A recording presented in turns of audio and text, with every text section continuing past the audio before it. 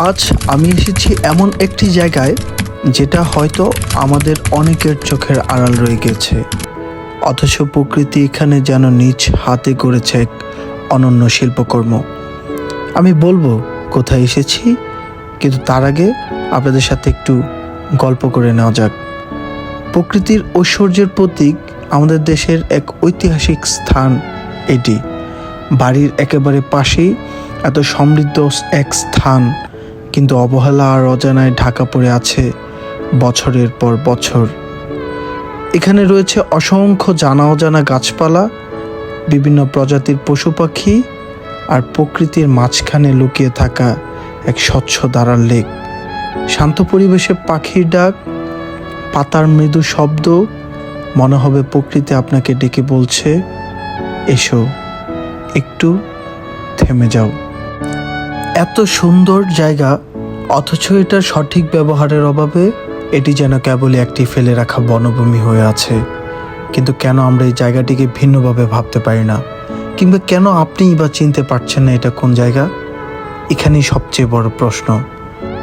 নেই তেমন প্রচার প্রচারণা, কিংবা নেই সে আগের জৌলুস।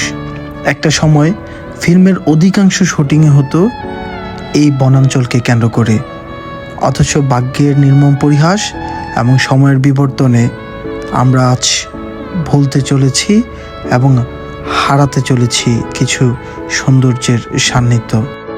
আচ্ছা, এই বিশাল উদ্যানকে ঘিরে গড়ে তোলা যেতে পারে পরিবেশ বান্ধব রিসোর্ট টাইপ কটেজ, যাতে সাধারণ মানুষ প্রকৃতি আরও কাছে যেতে পারে, এক রাত থাকতে পারে গাছেদের মাঝখানে, পাখিদের গানের সাথে ঘুমাতে পারে।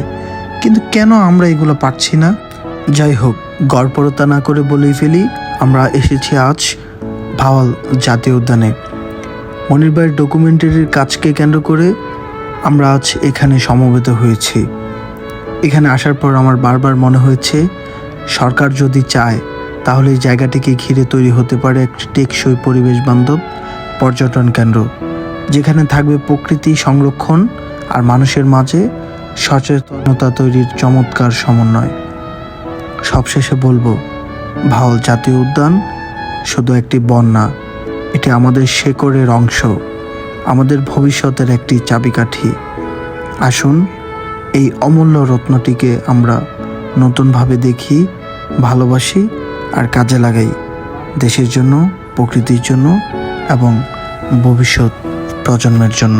পরিশেষে পরিবেশবিদ সাইদ চৌধুরী ভাইয়ের কাছে জানতে চেয়েছিলাম তার কিছু গুরুত্বপূর্ণ মতামত এই ভাওয়াল জাতীয় উদ্যানকে কেন্দ্র করে। চলুন শুনে আসি। এই যে বৈশাখের সময় আমরা পার করছি, এই সময়টাতে ন্যাশনাল পার্কের যে রূপ, সেই রূপটা কিন্তু অন্যান্য যে বড় দেশ আছে বা আমরা যেগুলো কল্পনা করি যে সুন্দর দেশগুলো, তার চেয়েও কিন্তু ছাড়িয়ে যাওয়ার মতো। শুধু আমরা জানি না বলে, শুধু আমরা আমাদের অপারগতার কারণে এই ন্যাশনাল পার্কটিকে সবার সামনে তুলে ধরতে পারছি না। এই জায়গাটি প্রসারিত করা প্রয়োজন।